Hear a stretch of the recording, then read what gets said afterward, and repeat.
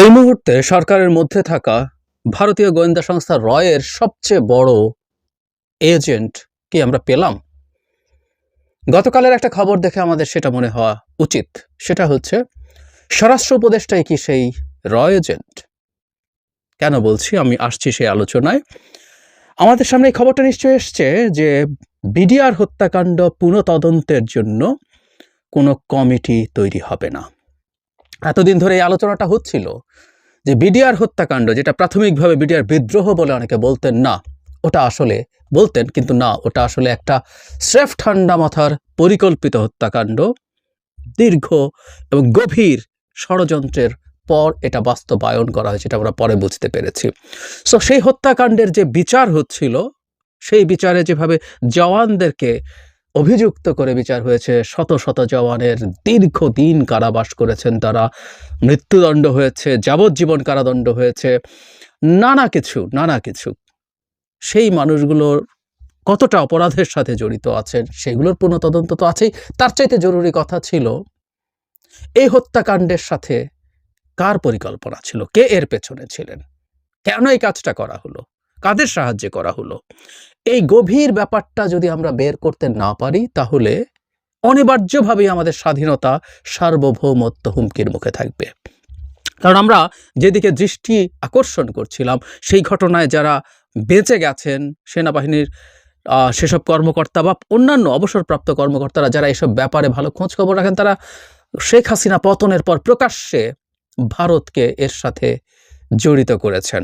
আমরা যুক্তি দিয়ে এটা বুঝতে পারি যে ওই দেশটাই সবচেয়ে বেশি লাভবান হবে যদি আমাদের সেনাবাহিনীর এত বড় একটা ম্যাসাকার হয়। একদিনে প্রায় ৬০ জন অফিসার হত্যাকাণ্ডের শিকার, মুক্তিযুদ্ধেও হয়নি, আমরা এটা জানি। ফলে এই আলাপটা ছিল এবং এই পুনঃতদন্তের কথা ছিল, কমিটি করার কথা ছিল, কিন্তু গতকালই স্বরাষ্ট্র মন্ত্রণালয় জানিয়ে দিয়েছে এটা তারা করছেন না। স্বরাষ্ট্র মন্ত্রণালয় বলছেন ওই ঘটনা নিয়ে আপিল বিভাগ এবং ঢাকা আদালতে দুটি ফৌজদারি মামলা বিচারাধীন, তাই প্রকৃত অপরাধী ও মূল পরিকল্পনাকারীদের খুঁজে বের করার জন্য আলাদা কোনো কমিটি করা হচ্ছে না। একটা রিট হয়েছিল, সেটার জবাবে তাদের উচ্চ আদালত তাদের কাছে জানতে চেয়েছিলেন। অথচ এই স্বরাষ্ট্র উপদেষ্টাই নভেম্বর ৪ তারিখে বলছেন বিডিআর হত্যাকাণ্ডের দ্রুত পুনঃতদন্ত হবে। দুটো ফৌজদারি মামলা বিচারাধীন থাকায় তদন্ত কমিটি করা যাবে না, এটা উনি সেদিন জানতেন না? নিশ্চয়ই জানতেন, কিন্তু এখন তিনি সেটা বলছেন। আর দুটো ফৌজদারি মামলা যদি বিচারাধীন থাকে, তাহলে তদন্ত কমিটি কেন করা যাবে না? এক তো এটাও জরুরি যে আমাদের যেসব জওয়ানকে এখানে অভিযুক্ত করা হয়েছে, তাদের মধ্যে কতজন জেনুইনলি অভিযুক্ত, সেই পুনঃতদন্ত এবং পুনঃবিচার দরকার। জড়িতদের অবশ্যই শাস্তি পেতে হবে, কিন্তু এর মধ্যেও সুবিচার হয়েছে কিনা, ন্যায় বিচার হয়েছে কিনা, এইটি আলাপ আছে। কিন্তু তার চাইতে জরুরি কথা, সবচেয়ে জরুরি কথা, সেটা হচ্ছে কেন সেই তদন্ত হচ্ছে না যার মাধ্যমে আমরা পরিকল্পনাকারী এবং এর পেছনের মাস্টার মাইন্ডদের খুঁজে পাব। আইন এবং বিচার সম্পর্কিত বিষয় আসলেই আমাদের মাথায় আসে এর পেছনে নিশ্চয়ই ডক্টর আসিফ নজরুল আছেন। গতকাল এই বিষয়ে ডক্টর আসিফ নজরুল একটা স্টেটাস দিয়েছেন, আমি এটা একটু পড়ি। বিডিআর হত্যাকাণ্ড তদন্ত বিষয়ে হাইকোর্টে রিট আবেদনকারীর আজকের একটি বক্তব্য নিয়ে কিছু অস্পষ্টতা সৃষ্টি হয়েছে। প্রকৃত তথ্য হচ্ছে, সম্প্রতি দায়ের করা রিট মামলায় হাইকোর্ট স্বরাষ্ট্র মন্ত্রণালয়কে একটি তদন্ত কমিটি গঠনের আদেশ দেয়। খেয়াল করি আমরা, এটা স্বাভাবিক, একটা অপরাধের তদন্ত কমিটি তৈরি করবে স্বরাষ্ট্র মন্ত্রণালয়।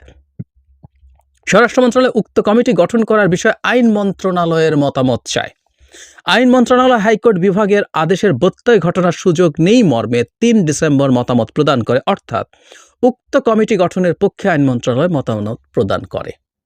আমরা খেয়াল করছি তাহলে, যেহেতু বিচারাধীন আছে, ওনারা আবার আইন মন্ত্রণালয়ের পরামর্শ নিতে গেছেন এবং আইন মন্ত্রণালয় হাইকোর্টের আদেশ পালন করতে হবে, অর্থাৎ কমিটি তৈরি করতে হবে বলে মতামত জানিয়ে দেয়। এরপর স্বরাষ্ট্র মন্ত্রণালয়ের একটি স্মারক বা এর নামে প্রচারিত একটি স্মারক, আপাতত এই কমিটি গঠন করা সম্ভব নয় বলে জানানো হয়। এতে আইন মন্ত্রণালয়ের কোনো মতামতের উল্লেখ করা হয়নি।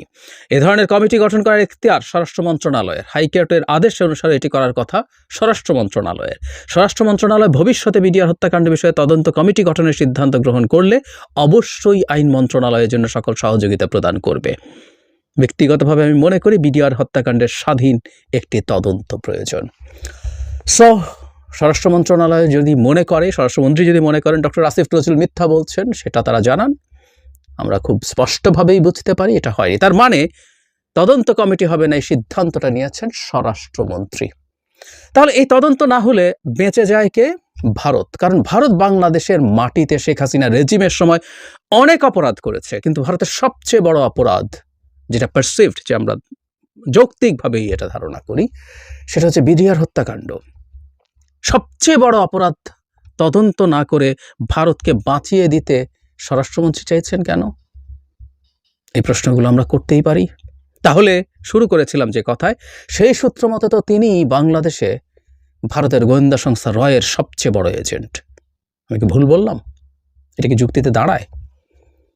আমি আসলে ওনাকে রয়ের এজেন্ট বলছি কিনা সেটা ডিফারেন্ট, আমি সেটা পরে আসছি, জাস্ট একটা ন্যারেটিভের কথা বলছি। শুধু সেটাই নয়, এই তদন্ত কমিটি যে গঠিত হচ্ছে না, এটা আগে ফাঁস হয়ে গেছে, এবং সে ফাঁস হওয়া তথ্য নিয়ে অনেকে আগাম দারুণ সব ভবিষ্যৎবাণী করেছেন, এবং পরবর্তীতে দেখলাম অনেকে সেটাকে করছেন, এবং যথারীতি একজন বিশেষ মানুষকে টার্গেট করার প্ল্যান হয়েছিল, কিন্তু তিনি ডক্টর আসিফ নজরুল তিনি সেটা স্ট্যাটাস দিয়ে ক্লিয়ার করেছেন। এখন প্রশ্ন সেটা না, প্রশ্ন হচ্ছে এই তদন্ত কমিটি কেন হচ্ছে না? স্বরাষ্ট্রমন্ত্রীকে জবাব দিতে হবে। তার জবাব ঠুনকো, কারণ যেটার জন্য আইনের টেকনিক্যালিটিসের কোনো প্রবলেম আছে কিনা তার জবাবে আইন মন্ত্রণালয় জানিয়ে দিয়েছে, কোনো সমস্যা নেই, আপনার বরং করতে হবে, কারণ হাইকোর্ট আপনাকে বলেছে, দেশের উচ্চ আদালত যেটা বলবে আপনাকে সেটা করতে হবে। উনি তো উচ্চ আদালতের কথা শুনছেন না, করেননি। আর ওনার বস, প্রধান উপদেষ্টা বা সরকার ইটসেলফ, তারাই সব এটার সাথে জড়িত, বলতে হবে। আমি একটা জিনিস খুব ক্লিয়ারলি বলি, আমি মনে করি না, আমি বলছি না, আমি আসলে এতক্ষণ স্বরাষ্ট্রমন্ত্রীকে, স্বরাষ্ট্র উপদেষ্টাকে যেভাবে বলছি উনি রয়ের এজেন্ট, আমি সেটা মিন করছি না আসলে, কিন্তু this is the trend now it is, আমরা এভাবে বলি, এবং সেভাবে যদি বলি ওনাকেই সবচেয়ে বড় রয়ের এজেন্ট বানানো যায়। আমরা এই চর্চাগুলো করতে চাই না, কিন্তু জরুরি কথাটা হচ্ছে এই বিডিআর হত্যাকাণ্ডের সেই তদন্তটা শুরু না হওয়া অত্যন্ত ভয়ঙ্কর, মর্মান্তিক, ফ্রাস্ট্রেটিং, বিপজ্জনক। বিপজ্জনক কেন শেষে বলছি, যে পরিবারগুলোর মানুষ মারা গেছেন, সেই পরিবারগুলো একটা জেনুইন তদন্ত দেখতে চায়। শুধুমাত্র যারা হত্যাকাণ্ড বা গুলি করার সাথে জড়িত, যারা বিদ্রোহ করেছেন, সেই সময় তারা আদেশ অমান্য করেছেন, সেটা যারা করেছে শুধু তাদের বিচার না, এটা ন্যায় বিচার নিশ্চিত করার জন্য মাস্টার মাইন্ডদের খুঁজে বের করা দরকার। এবং শেখ হাসিনার সময় কোনো তদন্ত স্বাধীনভাবে সঠিকভাবে হয়নি, আর বিশেষ করে সেটা যদি ভারতের জড়িত থাকার প্রশ্ন আসে, সেটা সঠিক বিচার হওয়ার কোনো কারণ নেই। তাহলে এই কাজটা কেন সরকার করবে না? আমরা বলতে পারি যে একটা অন্তর্বর্তী সরকারের কাছে এটা আমাদের এক্সপেকটেশন অনেক বেশি কিনা। তাহলে আমরা পাল্টা প্রশ্ন করব, অন্তর্বর্তী সরকার যদি মনে করে সংস্কার করা যায়, সংস্কার করতে হবে, তাহলে একটা বিচারের তদন্ত কমিশন বা কমিটি তৈরি করে সেটা পুনঃ তদন্ত শুরু করা যাবে না কেন? আমরা এটা বরং মনে করতে পারি যে ঠিক আছে, যদি শেষও না হয় তারা শুরু করে দিয়ে যেতে পারতেন। তারা তো অনেক কাজই করছেন যেটা একটা রুটিন সরকার করে, এবং এটা রুটিন সরকার নয় আমরা মনে করি, এবং আমি বহুবারও বলেছি এটা তত্ত্বাবধায়ক সরকার, এটা একটা জনগণের ম্যান্ডেট পাওয়া সরকার, রক্তের ম্যান্ডেট পাওয়া সরকার। সো এটা শুরু করবেন না কেন? এক্সপেকটেশন তাদের উপরে ছিল, জানানো হয়েছিল। আবার এইটুকু যোগ করে রাখি, তারা যদি নাও করেন, ভবিষ্যতে যে কোনো নির্বাচিত সরকারের কাছে এই দায়িত্বটা থাকবে, এবং এটা চাপ আমাদের জরুরিভাবে জারি রাখতে হবে। কিন্তু যে কথাটা বলছিলাম, এই তদন্তটা আমাদের জন্য খুব জরুরি, কারণ এটা আমাদের সার্বভৌমত্বের সাথে জড়িত। বাংলাদেশের মাটিতে একটা বাহানা তৈরি করে 60-এর মতো মিলিটারি অফিসার মেরে ফেলা যায়, সিনিয়র জুনিয়র মধ্য পর্যায়ে মিলিয়ে, যেখানে ডিজি, র্যাবের, বিজিবির, তখনকার বিডিআরের ডিজিকে পর্যন্ত হত্যা করা হয়েছে। এইরকম একটা কাণ্ড ঘটানো মানে আমাদের স্বাধীনতা, সার্বভৌমত্ব কত ভালনারেবল, আমাদের সামরিক বাহিনী কত ভালনারেবল, আমাদের গোয়েন্দা সংস্থা কত ভালনারেবল, এই প্রশ্নগুলো দেখতে হবে। সুতরাং সঠিক তদন্ত করে কোনভাবে এই ঘটনাটা ঘটানো সম্ভব হলো, তার ভিত্তিতে তো আমাদের অনেক পদক্ষেপ নেওয়ার আছে। আমাদের গোয়েন্দা সংস্থা, আমাদের সামরিক বাহিনী, সব কিছু কীভাবে পুনর্গঠন করতে হবে, পদক্ষেপ নিতে সেটা নিশ্চিত করতে হবে। সেটা নিশ্চিত করতে পারলে আমাদের সার্বভৌমত্ব তো প্রশ্নের মুখে পড়ে যাবে। ভবিষ্যতে বড় বা মাঝারি কোনো চাপেই দেখা যাবে এটা ভেঙে পড়ার ঝুঁকি তৈরি হবে। আমরা দাবি জানাই সরকার এই তদন্ত কমিটি দ্রুত তৈরি করবে এবং এর সাথে এটা না করার সাথে যারা জড়িত, না করতে চাওয়ার সাথে যারা জড়িত, তাদের ব্যাপারে সরকার অন্তত অভ্যন্তরীণভাবে ব্যবস্থা নেওয়ার চেষ্টা করবেন।